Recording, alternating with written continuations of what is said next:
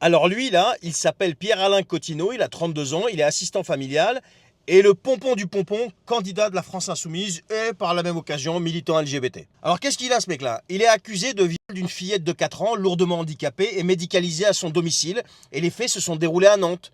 Et suite au signalement d'une vidéo qui est qualifiée de totalement insoutenable, je ne l'ai pas vue et je ne veux même pas la voir, parce que ça va me rendre fou, eh bien les enquêteurs, après un minutieux travail, et bravo à eux, ont réussi à identifier la victime. Et le procureur parle, je cite, de torture et de barbarie, de violences exceptionnelles ayant provoqué la souffrance aiguë de la victime, dont le viol a été filmé, commenté et diffusé sur des réseaux pédophiles par son auteur, qui a reconnu les faits.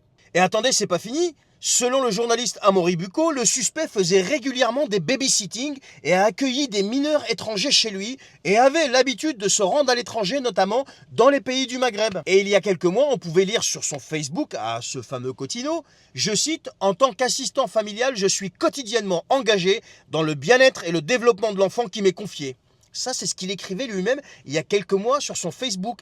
Imaginez le pervers, le sadique de ouf. Alors actuellement, l'enquête se poursuit, bien entendu, pour identifier d'autres victimes. Question, la France Insoumise, comment vous faites pour les sélectionner? Alors question avec un S, hein. Parce qu'entre le fichier S, l'ancien dealer, le mec qui fracasse sa femme, il y a qui encore? Il y a lui là? Mais comment vous les sélectionnez? Deuxième question, Mathilde Panot, qu'est-ce que tu vas lui trouver comme excuse à celui-là?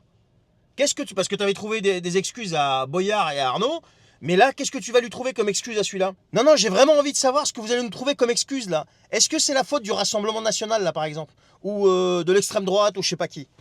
Non mais sérieux. Dernière question. Qu'est-ce qu'on faisait à ce genre de type il y a quelques dizaines voire centaines d'années en arrière? Qu'est-ce qu'on lui faisait? Répondez-moi s'il vous plaît en commentaire. Non mais franchement, c'est quand qu'on va mettre ces ordres hors d'état de nuire?